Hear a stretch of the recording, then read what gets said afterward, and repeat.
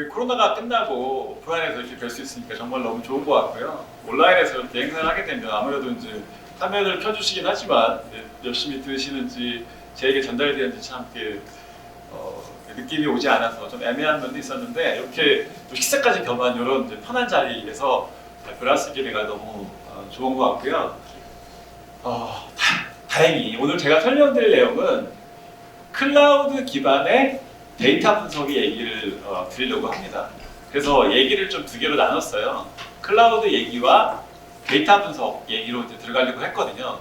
그래서 클라우드 얘기를 어떻게 할까 고민을 이제 많이 하고 있었는데 저도 오늘 알았습니다. 네데비 클라우드 회사라는 것을. 그만큼 이제 클라우드가 대세가 됐다는 얘기잖아요. 요게 상단에 보시면 이제 요 책이 출간된 날짜가 나오는데요. 빅스위치라는 책이에요. 혹시 보신 분 계신가요? 아니 아무도 없다니 좀 놀랐습니다. 빅스위치라고 해서 아마 들어보셨을 거예요. 미래학자 중에서 니콜라스 카라고 하는 이제 분이 계세요. 최근에는 이제 이런 클라우드 얘기보다는 인공지능 얘기를 많이 하시는데 저분이 저 책을 쓴 게 2008년인가 9년인가 그래요. 무슨 책이냐면 IT도 아마 전기처럼 발전소에서 공급하는 방식이 될 것이다. 이게 무슨 소리입니까? 2008년도에, 2009년도에. 저도 그 당시에 IT 벤더에서 IT 시스템을 공급하고 차세대 프로젝트가 있으면 가서 같이 6개월, 1년 프로젝트하고 이러던 시절이었거든요. 근데 IT 시스템을 발전소처럼 전기를 공급하듯이 중앙에서 공급할 수 있다고 얘기를 한 거예요. 그리고 그러면서 이제 예를 들었던 게 그 유명한 에디슨하고 테슬라 자동차로 유명한 니콜라 테슬라의 예를 들어요. 그리고 여러분들도 아시겠지만 전기는 우리가 지금 쓰고 있는 전기는 교류 전기를 쓰고 있잖아요. 발전소에서 만든 교류 전기를 쓰고 있잖아요. 그게 이제 사실은 우리가 잘 알고 있는 에디슨이 아니라 니콜라 테슬라가 주장했던 방식이었어요. 초창기의 전기도 그랬다고 하더라고요. 처음에는 직류 방식의 전기를 각 가정이나 공장에서 만들어서 쓰는 게 훨씬 효율적이다. 왜냐? 직류 전기가 훨씬 안전하기 때문에 그리고 안정적이기 때문에. 하지만 교류 전기는 원격 전송이라든가 이런 부분에서 편하지만 일단 위험하고 그거를 발전소에서 중앙에서 만든다는 게 불가능할 거다라고 했고요. 하지만 실제로 두 가지 방식의 경쟁에서 결국 누가 승리한지는 잘 아시잖아요. 당연히 중앙에서 만들어서 공급한 교류 방식의 전기가 승리를 했어요. 그 당시에는 이제 그 전기를 사용하는 대표적인 제품은 당시에는 전구였다고 하더라고요. 전구를 얼마나 빨리 공급할 수 있느냐를 가지고 경쟁을 했고 실제로 승리는 우리가 잘 아는 에디슨이 아니라 니콜라 테슬라가 했고 그래서 아마 이제 일론 머스크가 이름을 테슬라로 이름을 짓지 않나 생각이 됩니다. 근데 저도 이제 저 책을 읽었을 때가 언제냐면 조금 전에 이제 아마존 AWS 얘기를 상당히 많이 했잖아요. AWS가 언제 비즈니스를 시작할 때 아세요? 2006년도거든요. 그러면 저의 책이 나올 때가 2년, 3년이 지난 후예요.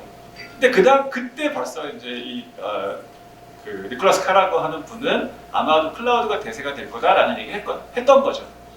저는 저 책을 읽고 클라우드를 해야겠다라는 생각을 그때 했었어요. 물론 주변에서는 다 말렸죠. 아마 클라우드는 대세가 아니라 한번 왔다가 가는 SOA, SOA나 이런 것처럼 EI처럼 한번 왔다 가는 트렌드일 거다라고 했지만 오늘 이제 아는 것처럼 네댓도 이제 클라우드 회사가 되고 많은 회사들이 클라우드 회사로 바뀌는 것처럼 클라우드는 이제 대세가 된 것 같아요. 그래서 제가 좀 마음 편하게 데이터 분석 얘기를 클라우드 얘기를 좀 덜 하고 해도 되지 않을까 생각이 됩니다. 뭐 이런 그래프 보지 않으셔도 아실 것 같은데요. 요거는 이제 글로벌에서 클라우드 시장의 성장세를 보여주는 그래프고 그 다음은 국내 시장에서 클라우드 시장의 성장을 보여주는 그래프예요. 둘 다 공통적으로 연간 20%씩 성장을 하고 있고요. 그 얘기는 3년이나 4년 정도가 지나면 매년 2배씩 성장하고 있다는 거잖아요. 사실 여러분들 체감하고 있잖아요. 클라우드가 곳곳에서 채택이 되고 있고 클라우드를 과연 어디다 쓰는 게 우리 비즈니스에 또는 우리의 디지털 트랜스포메이션에 도움이 될 건가라는 고민을 매일 하실 거라고 생각이 됩니다. 그래서 제가 생각을 해봤는데 그럼 왜 이제 클라우드를 쓸까? 클라우드가 과연 우리 비즈니스에 어떤 장점이 있을까를 생각해 보면 여러 가지가 있을 것 같아요. 사실은 이제 이걸 조사한 기관의 그 자료를 보면 10가지, 20가지가 넘는 얘기를 해요. 그거를 종합해서 요약을 해보면 대체로 이제 비용에 대한 얘기를 많이 하죠. 조금 전에 이제 스팟 인스턴스를 싸게 하게 하는 뭐 그런 방법도 제시를 하고 있었죠. 그래서 일단 클라우드를 사용했을 때 비용 절감의 효과가 있고 그 무엇보다도 초기 투자 비용이 아무래도 적게 들겠죠. 새로운 뭔가 비즈니스를 시작하고 사업을 해야 되는데 많은 인프라를 도입하지 않아도 초기에 작게 시작해서 비즈니스가 성장하에 맞춰서 갈 수 있는 그런 장점이 당연히 있고요. 그러니까 그런 면 때문에 결국 이제 저는 가장 중요하게 보는 게 사실은 애자일인 것 같아요. 사실 우리가 하고 싶은 거는 IT 시스템을 만들고 싶은 게 아니잖아요. IT 시스템을 가지고서 비즈니스를 하고 싶은 거잖아요. 비즈니스를 해야 되는데 IT 시스템을 만드느라고 고민을 하고 하드웨어 도입하는데 몇 개월이 걸리고 시스템 도입하는데 몇 개월이 걸리고 이렇게 해서는 요즘 같은 시대의 비즈니스를 할 수는 없을 거다라는 거죠.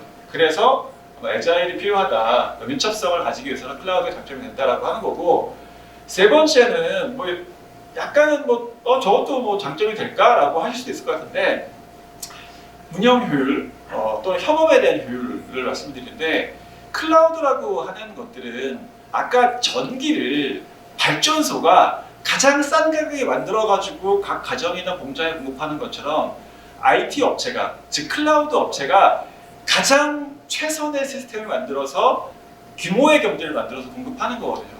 그리고 그거를 가장 잘 운영할 수 있는 베스트 프랙티스를 넣어서 공급하는 거예요. 그냥 단순히 하드웨어만 공급하는 게 아니잖아요. 클라우드 업체가 최선의 조합을 만들어서 또 오늘 제가 설명할 데이터 분석 시스템처럼 최선의 시스템을 만들어서 공급하게 되고 그러다 보면 베스트 프랙티스가 같이 공유되기 때문에 운영 면에서 훨씬 안정적으로 효율적으로 운영하실 수가 있는 거고요. 그리고 이런 것도 있잖아요. 내가 엔지니어를 뽑는데 우리 회사의 시스템이 예전 같았으면 되게 달랐어요. 근데 이제는 GCP 기반이야. AWS 기반이야. AWS 엔지니어 뽑고 GCP 엔지니어 뽑으면 되죠. 그런 면에서 사실은 이제 회사 간의 협업도 어느 정도의 IT 시스템 호환성이 생기더라. 전기, 교류 전기를 이렇게 발전해서 쓰다 보니까 우리가 플러그 100V, 200V짜리 콘센트가 있으면 어느 나라 가서도 꽂으면 되잖아요. 근데 만약에 이게 예전처럼 직류전기로 썼다면, 각 가정이 만들었다면 저는 가끔 생각하는데 플러그가 50가지 종류가 있지 않을까? 이런 생각도 해봐요. 근데 전기가 그렇지 않죠. 마찬가지로 IT도 클라우드 기반으로 융합이 되다 보니까 그런 푸시화가 되고 자연스럽게 운영 효율성, 협업 효율성도 나온다는 거예요. 이게 애니메이션이 자동으로 떴네요. 근데 사실은 이 세 가지 얘기를 제가 하고 싶은 건 아니고 오늘 드리고 싶은 얘기는 최신 기술이에요. 그러니까 클라우드가 제가 앞서도 말씀드렸지만 클라우드는 대규모 IT를 운영하는 업체들이 한 명의 고객이 아니고 또 하나의 요구사항이 아니라 여러 요구사항들을 모아서 그거를 지원할 수 있는, 만족할 수 있는 공통적인 서비스를 만드는 거잖아요. 대표적으로 데이터 분석이겠죠. 또는 인공지능 같은 그런 서비스가 되겠죠. 그런 것들을 각 개별 기업들이 만들려고 하면 너무나 어려워요, 사실. 데이터 분석 시스템을 만든다, 빅데이터 시스템을 만든다, MLOps를 만든다. 정답이 있나요? 정답이 있으면 저도 좀 알면 좋겠어요. 정답이 사실 없거든요. 어느 회사마다 다 달라요. 프랙티스도 다르고 다 달라요. 근데 클라우드 업체에서 본인들이 가지고 있는 최선의 베스트 프랙티스로 조합을 해서 데이터 분석 관련된 소프트웨어 종류만 해도 몇백 가지가 넘거든요. 그런 것들을 조합을 해서 최적의 적을 만들어서 프랙티스까지 얹어서 제공하기 때문에 고객들 입장에서는 그런 기술을 선택할 때 스스로 불행하는 리스크를 줄이고 최신 기술을 도입할 수 있는 장점이 있죠. 어떻게 보면 연결이 되죠. 결국 그러면 초기 투자 비용이 적게 들 수 있다. 그리고 민첩하게 뭔가를 할 수 있다. 운영 효율을 높일 수 있다.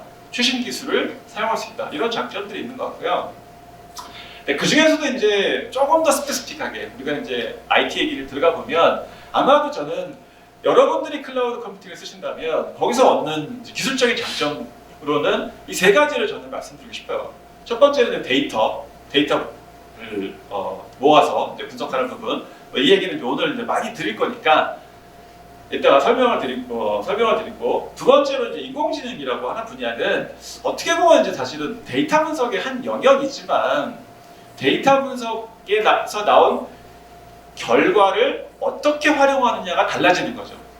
그전에는 데이터 분석의 결과를 대시보드를 딱 보고서 전문가가 보고서 판단을 했다면 그거 보니까 계산을 통해서 뭔가 인공지능 로직을 통해서 규칙을 찾아낼 수 있더라. 그걸 적용하면 되지 않을까라는 게 인공지능인 거잖아요. 즉 데이터가 모아져 있고 분석이 돼 있다면 그것들을 기반으로 해서 뭔가 컴퓨터가 알아서 판단하는 로직을 만드는 거죠. 대표적인 게 오늘 나왔던 것 같아요. 저는 놀랐어요. 스파덴스터스가 언제 죽는지 살아있는지를 인공지능으로 분석해가지고 그거를 계산해가지고 제공한다고 했잖아요. 그게 무슨 얘기가 되나요? 그만큼 AI 머신러닝 분야가 여러 부분에 사용되고 있다는 얘기죠. 비교적 역사는 짧지만 인공지능이 많이 활발화된 게 몇 년 안 됐지만 한번 주변을 둘러보세요. 곳곳에 인공지능이 없는 분야가 없잖아요. 예, 그만큼 많이 쓰이고 있죠. 근데 사실은 그 인공지능이 되기 위해서는 AI가 되기 위해서는 데이터가 먼저 선결이 돼야 되겠죠. 그리고 이제 이렇게 만들어진 애플리케이션이 있다면 그거를 서비스를 해야 되니까 애플리케이션을 돌려야 되잖아요. 그래서 이제 요즘 흔히 얘기하는 쿠버네티스 같은 컨테이너 기술 같은 또는 MSA 기술 같은 이런 부분들을 클라우드에서 제공을 하고 있는 거고요. 기술적인 측면에서 이런 부분들이 사실은 개별 기업이 구축하기 상당히 어려운 부분들, 난이도가 있거든요. 또 이게 성공할 건가 말 건가, 옵션도 다양하고 요구사항도 다양하고 또 스케일은 어떻게 할 거며 그런 부분들을 클라우드에서 제공할 수 있다라고 하는 거죠. 그래서 오늘은 그 중에서 데이터 분석에 대한 얘기를 좀 해볼까 합니다.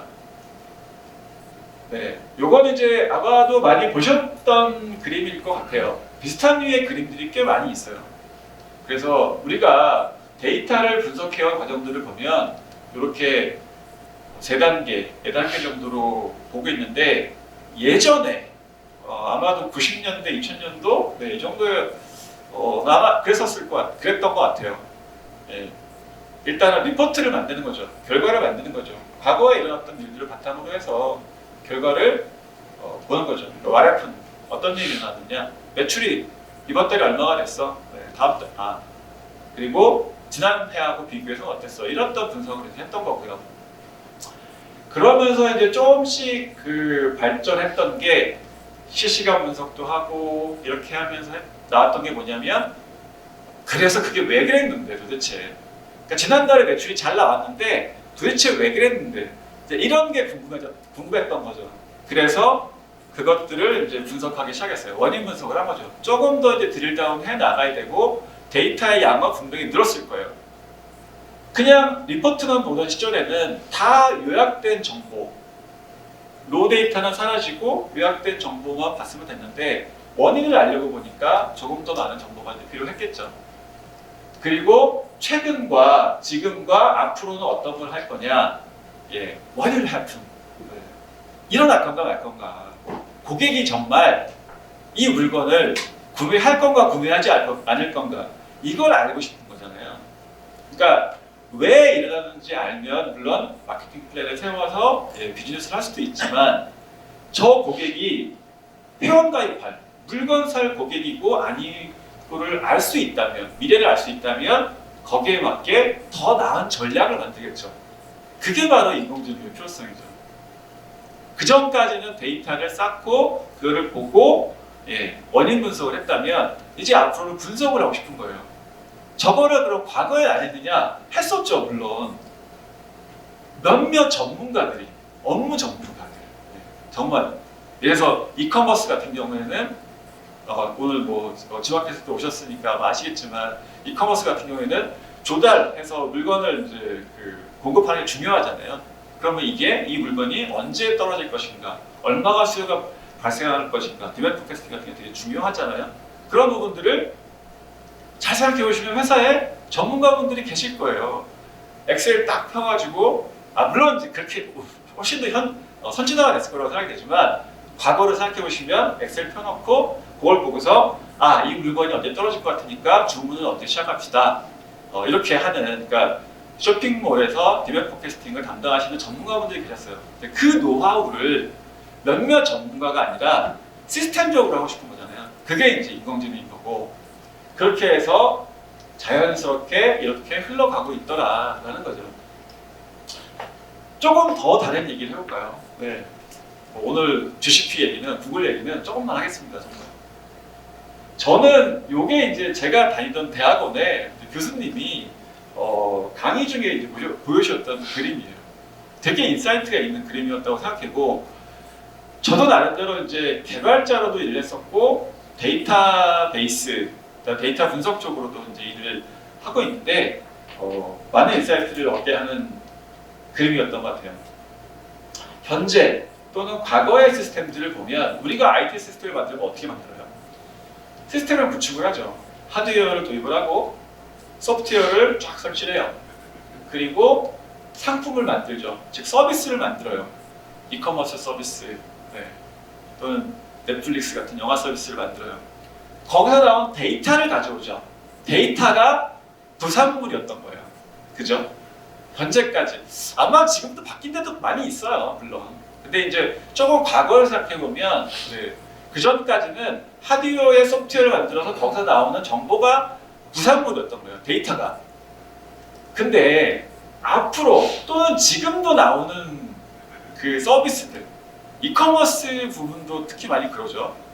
좀 전에 말씀드렸던 디맨드 포캐스팅도 그렇고, 고객을 예측을 해가지고 고객한테 타겟 마케팅하는 부분들을 보면 뭐냐, 데이터를 기반으로 해서 그 데이터에 맞는 소프트웨어를 먼저 만드는 거죠. 인공지능이 먼저 들어가는 거예요, 사실은. 꼭 인공지능만은 아니겠지만 데이터 분석을 통한 규칙이 들어갈 수도 있고 또는 AI가 들어갈 수도 있고, 그래서 데이터를 기반으로 소프트웨어가 만들어지고 거기에 필요한 하드웨어가 공급이 되는 거고요. 그리고 그게 서비스가 되면 다시 데이터가 나오는 거죠. 이게 오늘날 또는 앞으로의 모습이 아닐까 라는 거죠. 근데 저는 참 이 그림 보면서 한 대 띵 맞은 느낌이었어요. 저렇게 생각할 수도 있구나. 그리고 그런 생각도 해봐요. 제가 소프트웨어로 쓰면 이제 익스펜스 많이 쓰실 거잖아요. 회사에서 익스펜스 입력하다 보면 같은 내용을 정말 많이 입력하거든요. 저는 일부러 그렇게 만든 게 아닌가도 생각해봐요. 회사에서 익스펜스를 좀 올리기 어렵게. 근데 같은 내용이 몇 줄 나오면 자동으로 입력해줄 수 있지 않을까? 이런 생각 해보거든요. 근데 그런 서비스가 곧 나올 수 있지 않을까요? 저는 개인적으로 데이터 분석과 인공지능 관련된 전문가는 아니지만, 저는 사이언티스트는 아니지만 그쪽에 대한 공부를 계속하면서 이제 솔직히 소위 말하는 이제 그 데이터 엔지니어링 또는 이제 ML 엔지니어 같은 역할을 이제 하려고 이제 하고 있는데, 하면서 보면은 그런 알고리즘들을 보다 보면 또 이렇게 그런 이제 인공지능 모델을 만들다 보면 소프트웨어 쓸 때마다 답답해져요. 요즘에는 그런 익스펜스 소프트웨어를 보면은 여기다가 정말 그 모델만 넣으면 자동으로 채워질 텐데 이걸 왜 이렇게 불편하게 할까? 제가 이렇게 생각하는데 그런 아이디어가 안 나올까요? 그런 소프트웨어가 안 나올까요? 나올 거라는 거죠. 그게 바로 이런 모습이라는 겁니다. 그래서 데이터가 그만큼 너무나 중요하다는 거고, 그걸 이제 숫자적으로 표현해 보면 저희의 가장 큰 경쟁자 아마존이 나오긴 했는데요. 좋은 회사는 맞는 것 같아요. 저도 아까 말씀드렸지만 2006년도에 벌써 이제 클라우드라는 사업을 시작을 했잖아요. 좋은 회사는 맞는 것 같아요. 그리고 AWS를 떠나서 아마존이라고 하는 이커머스 기업이 오른쪽에 있는 그 회사들은 어딘지 아시죠? 밑에 보면 월마트 같은 오프라인 매장을 갖고 있는 회사들이에요. 주가 총액을 비교를 했는데 아마존 하나를 못 따라가죠. 이건 몇 년 전 그림이에요. 최근에는 벌써 몇 배가 됐어요. 왜냐하면 이제 최근에 또 주가가 많이 올랐기 때문에. 그 정도로 이제 아마존 같은, 지금 무슨 말이냐면 모든 기업이 다 기업의 가치를 높이기 위해서 노력을 하고 그걸 위해서 혁신이라는 걸 하잖아요. 그걸 요즘에 조금 고상한 말로 디지털 트랜스포메이션이라고 얘기를 하죠. 그렇게 성공한 기업들은 결국 저렇게 회사의 가치가 올라간다라고 하는 거죠. 거기에 이제 두 가지 요소가 저는 클라우드와 데이터가 아닐까라고 말씀을 드려봅니다. 서론이 좀 길었는데 어떡하죠? 빨리 끝내야 되는데. 네. 20분 정도 내로 빨리 끝내드리겠습니다. 하지만 이제 데이터 분석이 어렵다는 거예요. 분석하면 뭐예요? 의사결정에 써야죠. 네. 의사결정의 활용도가 많이 떨어진다라고 하는 거죠. 근데 사실 여기는 이유가 많이 있어요. 그리고 제가 감히 말씀드리지만 제가 오늘 구글 클라우드 빅쿼리 설명하니까 이거 쓰시면 다 됩니다. 그거 말도 안 되는 얘기라는 건 너무나 잘 아시잖아요. 거기에는 너무나 많은 프랙티스가 필요해요. 다만 구글 클라우드의 빅쿼리는 어디까지 할 수 있다라고 설명드리려고 합니다. 그리고 이것도 저도 이제 또 나름 인사이트를 받았던 얘기인데요. 시티즌 데이터 사이언티스트라는 말을 최근에 들었어요. 저도 시티즌 데이터 사이언티스트. 왜냐하면 데이터 분석이라는 게 이제 또는 인공지능이라는 게 비즈니스에 중요한 건 이제 알잖아요. 아마 점점 우리 생활에 들어올걸요? 아마 계속 들어올걸요? 네. 되게 중요하잖아요. 회사 입장에서는 저걸 안 하면 안 돼요. 이제는 경쟁력 면에서. 제가 이커머스 얘기를 계속 많이 듣는데 지마켓에서 오신 분들 잘 아시겠지만 이커머스는 경쟁이 워낙 심하잖아요. 그래서 그 안에서 데이터 분석이나 이런 걸 통해서 가져가는 경쟁력의 차이가 진짜 클 거거든요. 그쵸? 저보다 더 잘 아시겠죠. 그런데 문제는 우리가 다 알고 있는 것처럼 데이터 사이언티스트는 부족하다. 네, 부족해요. 제가 사실 대학원 다니고 있는데요. 다녀보니까 알겠더라고요. 어렵습니다. 어려워요. 이거 가르쳐가도 될 문제가 아니에요. 그리고 하나를 가르쳐가도 될 문제가 아니에요. 저도 개인적으로 수학과를 나왔지만 수학만 안다고 될 문제도 아니에요. IT만 안다고 될 문제도 아니에요. 업무를 알아야 돼요. 업무를 아는 사람이 해야 되더라. 융합이 돼야 되더라는 거죠. 근데 참 저는 저 말이 참 되게 좋게 느껴졌는데 정말 우리가 알고 있는 전문적인 스타 데이터 사이언티스트가 물론 중요하지만 대부분의 조직이나 기업에서는 아마도 업무를 알거나 IT를 알고 있는 비데이터 사이언티스트들이 본인의 장점을 이용해서 본인의 지식과 노하우를 이용해서 데이터를 분석하는 역할을 하는 사람들이 늘어날 거다. 자, 주변을 돌아보시면 아까 디마인드 포캐스팅 말씀드렸는데 엑셀로 이렇게 이제 수급을 조절하시는 그런 분들이 만약에 데이터에 대한 시스템도 좀 접근하시고 또 인공지능 그 모델 만든 것도 좀 배우시고 해가지고 만약에 본인의 업무를 확장하신다. 놀랍지 않으세요? 될 것 같지 않으세요? 그러니까 물론 당장은 어렵지만 아마도 그런 사람들이 많아질 거다. 한 데이터 사이언티스트 한 명보다 오히려 5배 정도의 그 비데이터 사이언티스트 전문가들이 데이터 분석을 하는 시대가 올 거다라는 얘기를 하는 거죠. 그러자면 앞에 나왔던 얘기들처럼 데이터 분석이 어려워서는 안 돼요. 그 얘기를 하고 싶었던 거예요. 데이터 분석이 어려워요. 사실은 어려워요. 전 진짜 어렵다고 생각해요. 인공지능 제가 해봤지만 어려워. 진짜 어려워요. 데이터 분석도 어렵고 모아보면 말이 쉬워서 그렇지 실제로 해보면 모으는 과정 너무나 어려워요. 그럼에도 불구하고 그러니까 역할을 나눠야죠. IT 시스템이 해야 될 영역이 여기까지고 그 위에 노하우를 가진 엑스퍼트가 붙어서 작업을 하는 거죠.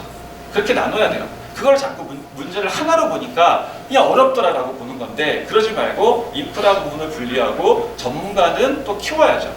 솔루션이 들어온다고 되는 게 아니란 말이죠. 제가 아까 간이 말씀드린 적 있잖아요. 빅쿼리가 들어간다고 저게 다 되는 건 아니다. 그 위에 엑스퍼트는 들어가야 돼요. 하지만 밑에 인프라를 저희가 책임지겠다라고 말씀을 드리는 거예요. 왜 어렵냐를 보면 이런 식으로 이제 데이터 분석 파이프라인이 된다고 해요. 다들 얘기해요. 어렵죠. 네. 요거 가장 비슷한 예를 제가 들어드릴게요. 데이터를 21세기의 원유라고 얘기하죠. 저는 처음에는 그게 데이터가 가치가 있어서 원유인가 보다라고 생각했어요. 근데 생각하면 할수록 아니다. 원유 산업하고 데이터 분석하는 거하고 너무 비슷하다는 생각이 전 들었어요. 자, 퀴즈 아닙니다. 석유가 어느 나라에서 제일 많이 나나요? 물론 뭐 최근에는 이제 미국이 많이 나죠. 과거에는 사우디아라비아가 많이 났잖아요. 근데 전 세계적으로 석유 제품을 많이 수출하는 나라 어딘가요? 우리나라가 수출을 많이 하거든요. 석유 제품을 정제해가지고. 이게 뭔가 불일치 아닌가요? 자, 데이터도 잘 생각해 보세요.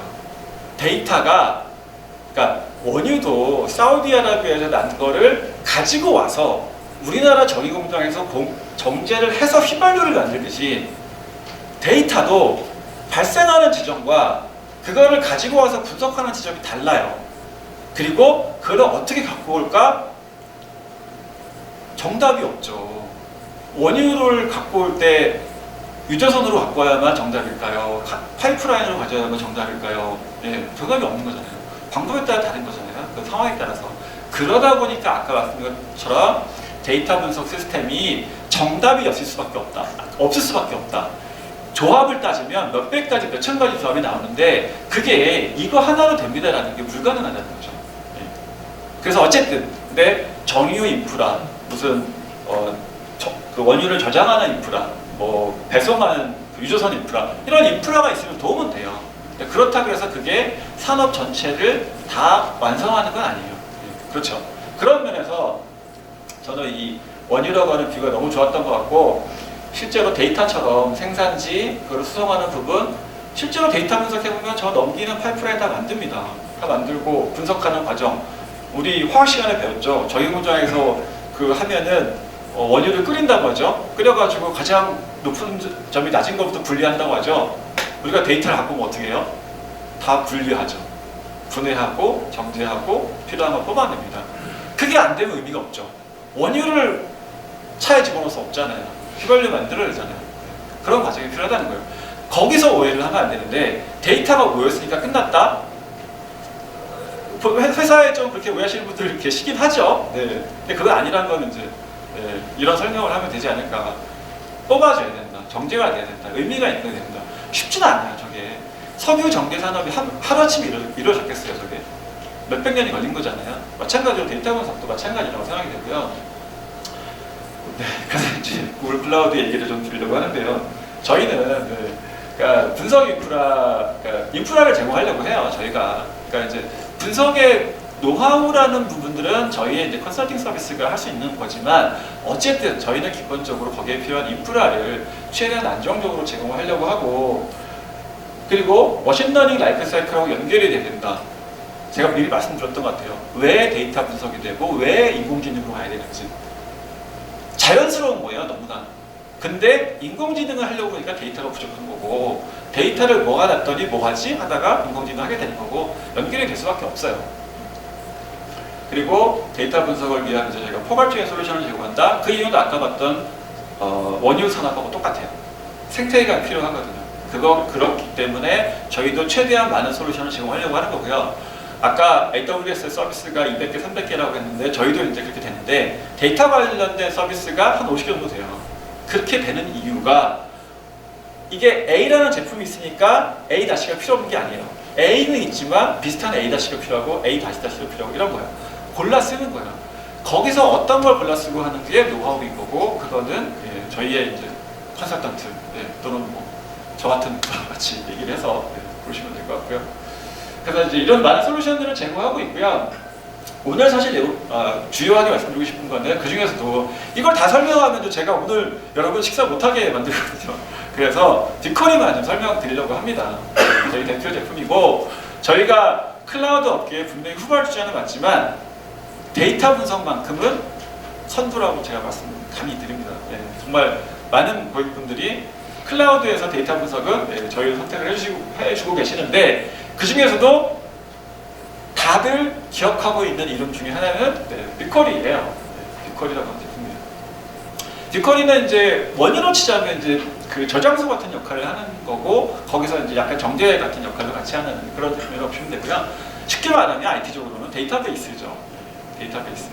데이터베이스에 이제 데이터를 저장해 놓고 거기서 분석을 하면 되는데, 이런 거죠. 우리가 알고 있는 데이터베이스는 대체로 정제된 데이터가 들어가요. 그렇죠? 거기다가 가베지 넣으면 혼나죠. 또는 우리가 데이터 웨어하우스 운영하면 어떻게 돼요? 거기다가 10년치, 20년치를 다 저장을 하고 롤데이터 저장하나요? 안 하죠. 비싸니까. 거기서 2년치만 남기고 나머지는 다 아카이브로 빼던가, 또는 하드 기반 시스템을 만들어가지고 좀 더 이제 저가의 분산형 시스템을 만들어가지고 글로 옮기고 해서 하게 돼요. 그러니까 데이터베이스이긴 하지만 빅쿼리가 약간 다르다는 이제 면을 말씀드리려고 하는데, 데이터 웨어하우스 같은 그런 제품들이 비싸기 때문에 정제된 데이터만 주로 넣게 돼 있고 노 데이터라던가 과거 데이터는 뺄 수밖에 없다. 이게 문제가 없었어요. 아까 말했던 리포트를 보던 시절, 왜 이게 발생했는가 분석하던 시절 정도까지 문제가 없었어요. 근데 예측을 하려고 보니까 머신러닝은 노 데이터가 필요해요. 노 데이터가 없으면 데이터를 가지고서 만드는, 그러니까 요즘에 뉴럴 네트워크 기반의 인공지능은 데이터 승부예요. 그러니까 어떤 모델이 좋으냐? 데이터 많은 모델이 이겨요. 예. 뭐 최근에 이제 뭐 GPT-3나 이런 거 나오잖아요. 거기에 얼마만큼의 데이터를 넣었다 이런 얘기 나오잖아요. 데이터 많이 넣는 게 이겨요. 이길 수밖에 없어요. 그거는 해보면 알 수밖에 없어요. 그냥 이 쓰레기통에 봉 던져가지고 누가 많이 넣었나? 많이 던지는 사람이 이긴다. 딱 이 논리예요. 딱 해보면. 그래서 데이터가 많아야 돼요. 근데 그 데이터를 만약에 DW에 넣는다고 생각해보세요. 가격 감당 못하죠. 그래서 분리를 한다고 말씀드렸잖아요. 빅쿼리는 그런 면에서 두 가지의 특징을 제공하는데, 가격적인 면에서 그런 데이터를 다 저장해도 하드디스크 정도의 가격, 그러니까 클라우드가 제공하는 스토리지 서비스 정도의 가격만 받아요. 그렇기 때문에 이왕 뭐 스토리지에 넣어놓을 거면, 스토리지 아카이브 넣어놓을 거면 꼭 왜 스토리지에 넣어놔? 그냥 데이터베이스에 넣으라는 거죠. 그러면 쿼리가 되니까요. 그래서 그렇게 저렴한 비용으로 많은 양의 데이터를 로 데이터와 정제된 데이터를 같이 넣을 수 있게, 그래서 소위 말하는 데이터 레이크와 DW를 같이 할 수 있게 해주고 있고요. 두 번째는 그렇게 많은 데이터가 들어가면 빨라야 될 거 아니에요. 그죠? 네, 빨라야 되잖아요. 빠르다는 거죠. 네, 빠르다는 겁니다. 네, 요 예를 들게요. 요게 이제 저희가 데모를 실제로 많이 보여드리는 데모인데요. 오늘은 뭐 데모를 보여드릴 상황은 아니라서 1000억 건 정도의 데이터를 가지고서 저희가 이제 테스트하는 샘플 데이터셋이 있어요. 위키피디아에 이제 있는 아티클 데이터인데요. 아티클에서 문자열 연산을 시켜요. DB로 치면 라이크 연산이죠. 네, DB에서 라이크 연산으로 1000억 건을 돌려보세요. 결과가 나오나? 해보신 분은 아실 거예요. 결과가 안 나옵니다. 당연히 안 나옵니다. 대부분의 DB에서 안 나옵니다. 근데 빅쿼리에서는 이게 약 한 20초에서 30초 결과가 나와요. 1000억 건의 레코드를 다 뒤진다는 얘기예요. 다 뒤져가지고 그 무거운 문자의 연산을 했는데 결과가 20초, 30초에 나와요. 네. 그러니까 제가 아까 말씀드렸던 레이크에다가 로 데이터와 많은 데이터를 같이 저장해가도 효과적이다라고 말씀드린 거예요. 그리고 저 속도의 차이라는 게 1시간 걸리던 게 30분 걸리는 거는 저는 별로 도움이 안 된다고 생각해요. 왜냐하면 데이터 분석을 해본 사람들은 아는데 1시간 돌리던 잡이나 30분 돌리던 잡이나 어차피 오래 걸리기 때문에 커피 마시러 나가요. 그죠? 근데 1시간 돌리던 잡이 5분에 나오고 3분에 나오잖아요. 그럼 기다려요. 그러면 뭐가 돼요? 개선 작업을 하는 거죠. IT는 항상 어떤 문제를 보고서 반복 작업을 하면서 개선을 하는 거거든요. 데이터도 마찬가지거든요. 한 번에 보고 딱 가는 사람 없어요. 데이터 분석하시는 분들 보면 정말 다들 시력이 안 좋으시더라고요. 정말 많은 데이터들을 보시다 보니까. 근데 그 반복 작업을 할 때 한 번의 작업이 1시간이 걸린다. 하루에 몇 번 하겠어요? 다섯 번, 6번 하면 끝나잖아요. 근데 그게 3분, 4분이 걸리면 달라진다는 거죠. 그 얘기를 드리고 싶은 거예요. 그 다음에 또 이제 여러 가지 특징이 있는데, 데이터를 저희의 이제 빅쿼리는 그냥 거대한 데이터베이스예요. 쉽게 얘기하면 그냥 클라우드 데이터베이스예요. 그러니까 빅쿼리라고 하는 게 오라클 데이터베이스처럼 자 여기 10코어 쓰시고요, 여기 100코어 쓰시고 이게 아니에요. 저희 그러니까 좀 약간 거짓말을 조금 보태서 말하자면 저희 데이터 센터 전체가 그냥 빅쿼리 인스턴스예요. 그냥 거대한 데이터베이스예요. 그거를 리소스를 분배해가지고 제공하는 구조예요. 그렇기 때문에 데이터가 한 군데 모여있어요. 물론 이제 기업별로 분리가 돼 있죠. 멀티 테너트로 돼 있으니까. 근데 한 기업을 놓고 보자 이거죠. 기업의 데이터가 모여있어요. 데이터를 사용할 때 또 해보신 분들은 아시겠지만 공유하는 문제가 너무나 중요하죠. 공유하는 문제가. 데이터를 마트에 쌓았는데 이 데이터를 마케팅에서도 필요하고 영업에서도 필요로 하면 그 데이터를 보통 어떻게 줍니까? 마트를 만들어주죠. 예. 왜냐하면 여기 건드리면 여기가 우리 중요한 데이터베이스가 정보계가 부하를 받거나 아니면 계정계가 부하를 받으니까. 네, 그래서 그렇게 하죠. 마트를 만들어주죠. 빅쿼리는 거대한 데이터베이스이기 때문에 데이터를 그냥 가운데 두고요. 권한만 열어줘요. 데이터는 그대로 두고 권한만 열어줘요. 그리고 성능된다고 했죠. 네, 그래서 얼마든지 들어와서 써도 된다. 권한만 주기 때문에 말하자면 무거운 물건을 굳이 보고 싶은 사람한테 가져다 주는 게 아니고요. 물건이 있으니까 와서 봐 라고 하는 거예요. 네, 그런 개념으로 하게 돼 있고요. 그리고 일반적인 데이터베이스처럼 SQL을 지원하고 있고요. 시간이 좀 가고와서 좀씩 빨리 진행하겠습니다.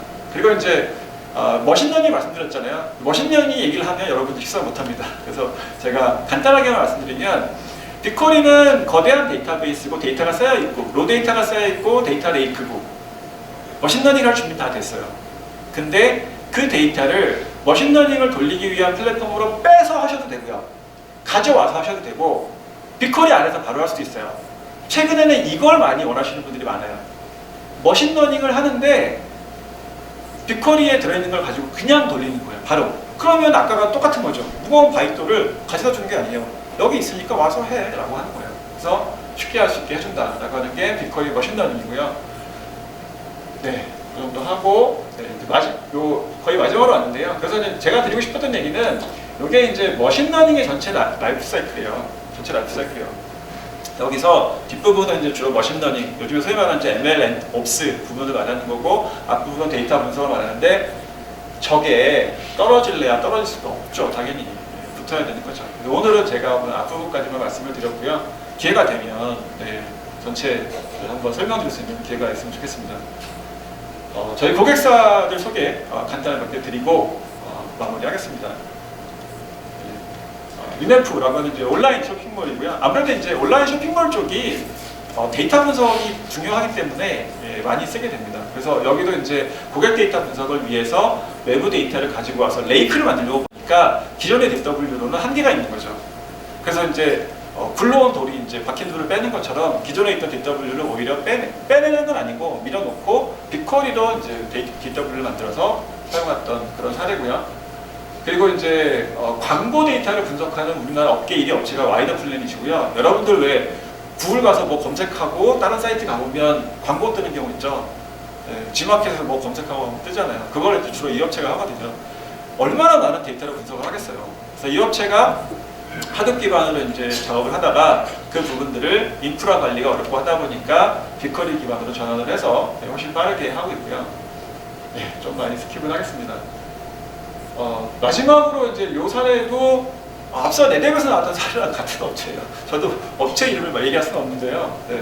그래서 이제 여기가 보면은 기존에 이제 주로 AWS 기반으로 이제 데이터 분석 시스템을 다 만들어 놨었어요. 왜냐하면 먼저 썼으니까요. 이게 그러니까 시장에 먼저 온 업체가 장점이 있는 것 같아요. 먼저 했기 때문에 먼저 자리를 잡은 거죠. 근데 돌리다 보니까 비용과 성능적인 문제가 나온 거예요. 언제? 딱 코로나가 나왔었을 때. 코로나가 나오고 나서 비용 절감 얘기가 나오니까 이 고객은요 저희가 가서 영업을 한 게 아니에요. 저희가 그 고객을 예전에 불러가지고 워크샵을 했었어요. 테크니컬 워크샵을 해가지고 이러이러합니다 라고 했더니 그 고객이 코로나가 딱 터지고 나서 저희를 반대로 불렀어요. 비용 절감 때문에 우리 빅쿼리가 필요합니다. 그동안 결정을 못했는데 이제 해야 될 것 같아요 라고 해서 코로나 직후에 프로젝트를 시작해서 마이그레이션을 했고요. 거짓말 안 하고 1시간 걸리던 쿼리를 1분 내로 줄였어요. 비용도 많이 절감을 하고요. 그래서 결론적으로 구글이 제공하고 싶은 거는 클라우드 기반으로 데이터 분석을 편하게 할 수 있는 인프라스트럭처를 여러분들은 정말 데이터 분석에 집중할 수 있게 또는 데이터 분석 전문가를 불러서 하실 수 있게 하려고 하는 게 저희의 목표다 라고 말씀드립니다. 식사 맛있게 하십시오. 감사합니다.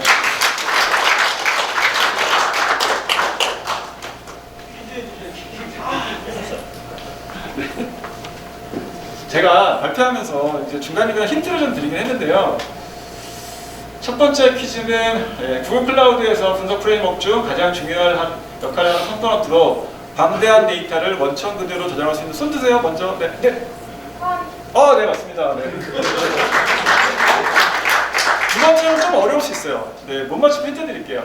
조직에서 원래 데이터 분석 전문가는 아니지만 현장의 업무나 IT 지식을 가지고서 데이터 분석을 하시는 분들, 아까 데이터 사이언티스트보다 아마 5배 더 많을 거다라고 했던, 힌트 나갈까요? 네. 맞습니다. 네, 감사합니다. IT 관련 정보를 더 얻고 싶으시다면 굿모닝 아이텍을 검색하세요. 클라우드 앤 인프라, AI 앤 빅데이터, 매니지먼트, 그리고 정보보호 솔루션까지 최고의 품질과 서비스, 검증된 기술력을 가진 굿모닝 아이텍의 최신 IT 관련 정보를 홈페이지, 유튜브, 페이스북, 인스타그램, 링크드인에서 직접 확인하세요. 구독, 좋아요까지 눌러주는 건 센스! 고객의 신뢰를 기술력으로 보답하는 굿모닝 아이텍. 지금 바로 연락하세요.